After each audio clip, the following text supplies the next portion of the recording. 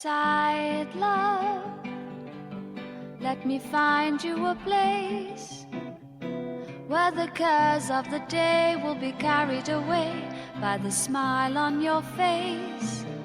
We are together now and forever. Come my way, step inside love and stay. Step inside love, step inside love, step inside love. I want you to stay.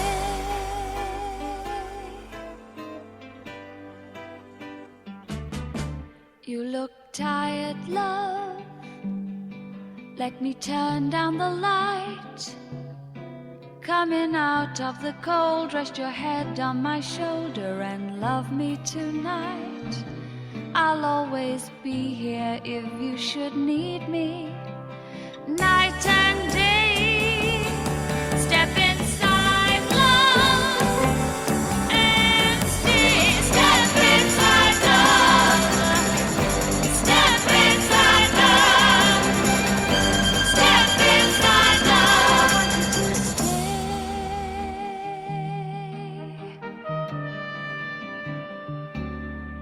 When you leave me, say you'll see me again.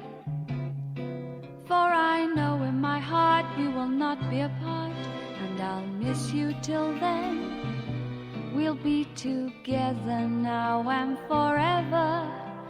Come my way, step inside love and stay. Step inside love, I want you to. Step inside love, you know I do. Step inside love, I want you to stay.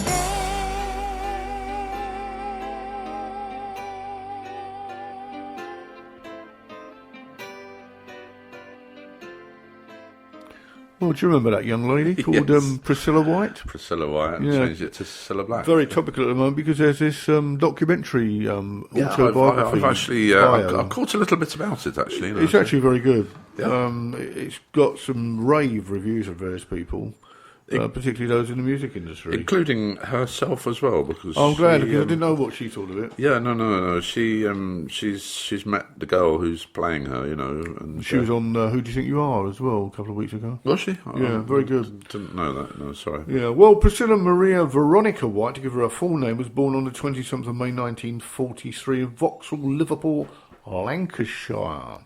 Pop, Merseybeat, soul, adult, contemporary, she's listed as. She's an OBE. English singer, actress, entertainer, media personality, you name it. She began her career as a singer in 1963 and her singles, Anyone Who Had a Heart in 64, You're My World in 64, both reached number one. Silla had 11 top 10 hits on the British charts between 1964 and 1971, and in May 2010, new research published by BBC Radio 2 showed that her version of Anyone Who Had a Heart was the UK's biggest selling single by a female artist in the 1960s. No, I'm not surprised at that, really. Yeah, why are you yawning? I'm not yawning. You're yawning. I was just opening my mouth to speak. Oh, go on then. You're My World was also a modest hit in the United States, peaking at number 26 on the Billboard Hot 100, and both songs were among the chart toppers in Australia. Along with a successful recording career in the 1960s and early 70s, Cilla hosted her own eponymous variety show, Cilla, for the BBC between 1968 and 1976. And after a brief time as a comedy actress in the late 1970s, she became a prominent television presenter in the 80s and 90s, hosting hit entertainment shows such as Blind Dates, yeah. That was from 1985 to 2003. Blimey, that was nearly 20 years. Yeah. I didn't realise that Blind Date had been going on that long. And surprise! From 1984 to 2001. So that only had a sort of 7-year run. Eventually becoming the highest paid female entertainer in British television history. Well, I'm not really surprised on that one, you know. And in last year, she celebrated her 50 years in show business. And British television network ITV honoured this milestone with a one-off entertainment special which went out on the 16th of October last year. The show, called The One and Only Cilla Black, featured herself and was hosted by her very, very good friend Paul O'Grady, because I know they are quite close. They are, that's right. I keep hearing crashes and bangs going on in my headphones. I think somebody's breaking crockery. Yeah, there's people outside, they're doing that sort of thing now. But as we mentioned, she was born in Liverpool in Lancashire on the 27th of May in 1943 and grew up in the Scotland Road area of the city. Her parents were John Patrick White and Priscilla Blythen. Cilla had a Welsh grandfather, Joseph Henry Blythen, who was born in Wrexham in Denbighshire, and Irish great-grandparents on her father and mother's side of the family. So bit of a mixture, yeah. That's right. Nice Catholic girl. Yeah, well, she was. She was raised as a Catholic and attended St Anthony's School, which was behind St Anthony's Church in Scotland Road and Enfield Commercial College. Determined to become an entertainer, she got a part-time job as a cloakroom attendant at Liverpool's famous Cavern Club, best known for the association with the Beatles, of course. Her impromptu performances impressed the Beatles and others. She was encouraged to start singing by Liverpool promoter Sam Leach, who gave her the first gig at the Casanova Club, where she appeared as Swinging Cilla. That would have a different connotation today, that's for sure. She became a guest singer with the Merseybeat bands Rory Storm and the Hurricanes, King Size Taylor and the Dominoes, who, funnily enough, I never heard of until I saw this documentary. Well, yes, the Dominoes, I knew the Dominoes, but didn't know King Size Taylor, and the group called the Big Three. She was also, in the meantime, a waitress at the Zodiac Coffee Lounge, where she was to meet her future husband, Bobby Willis. She was featured in an article in the first edition of the local music newspaper, Merseybeat. The paper's publisher, Bill Harry, mistakenly referred to her as Cilla Black rather than White, and she decided she liked the name and took it as her stage name. So that's a well-known fact now, but of course, maybe not a lot of people realise that. She was a black and white artist, really. Black and white minstrel. Yeah.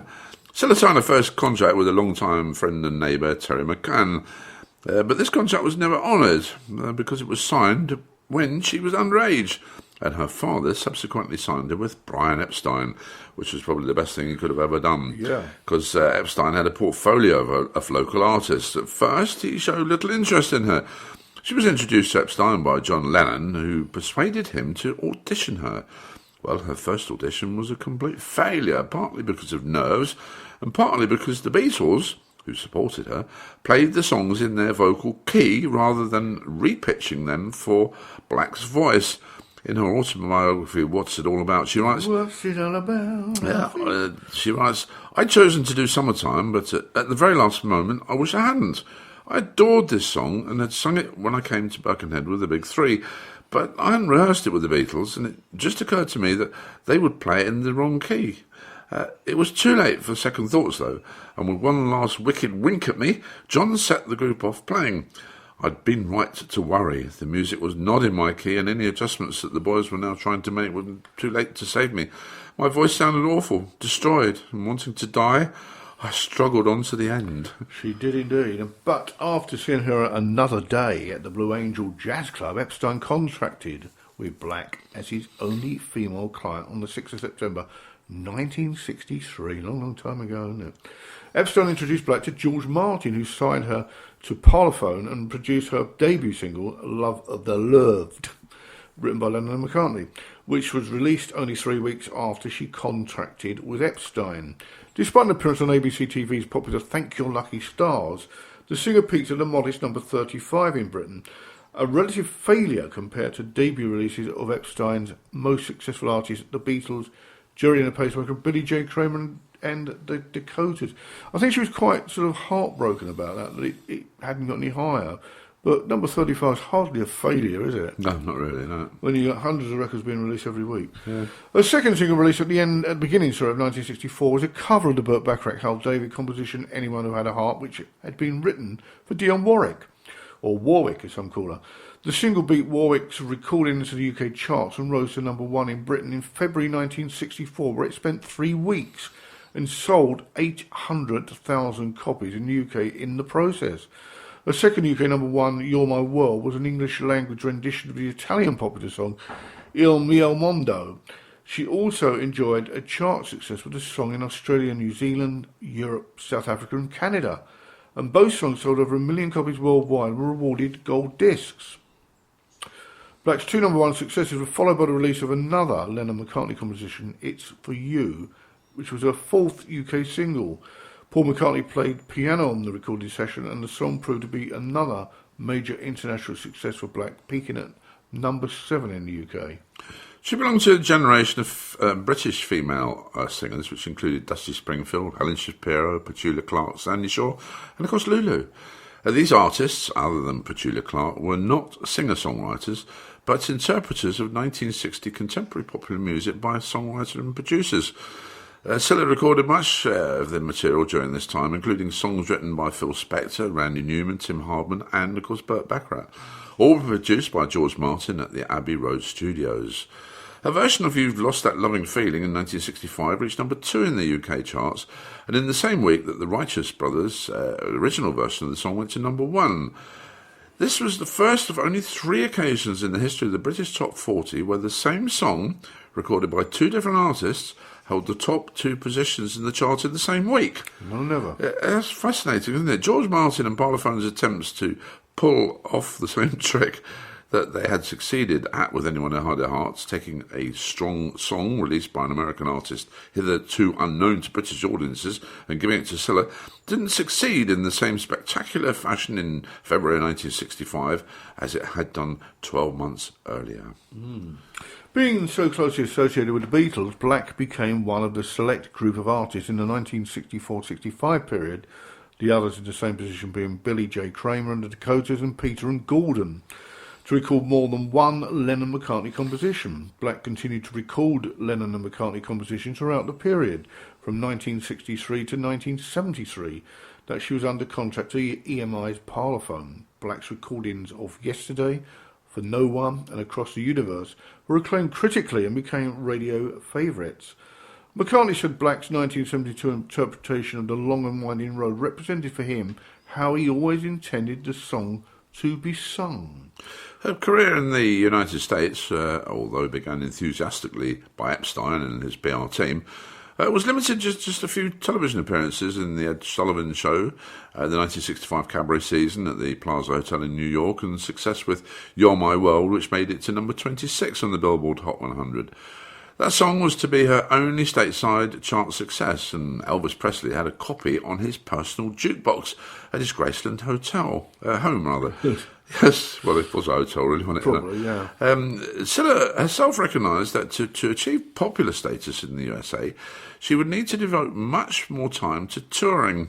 But she was plagued by homesickness and a sense of loneliness, and she returned back to the UK just as she was started to become popular in the United States. They don't know what they were missing, do they? They don't. In June 1966, Black recorded the Bacharach David song Alfie, written as the signature tune for the 1966 feature film Alfie, while Cher sang Alfie on the closing credits of the American release of the film, and Millicent Martin, who was a neighbour of mine when I was a kid, on the UK version.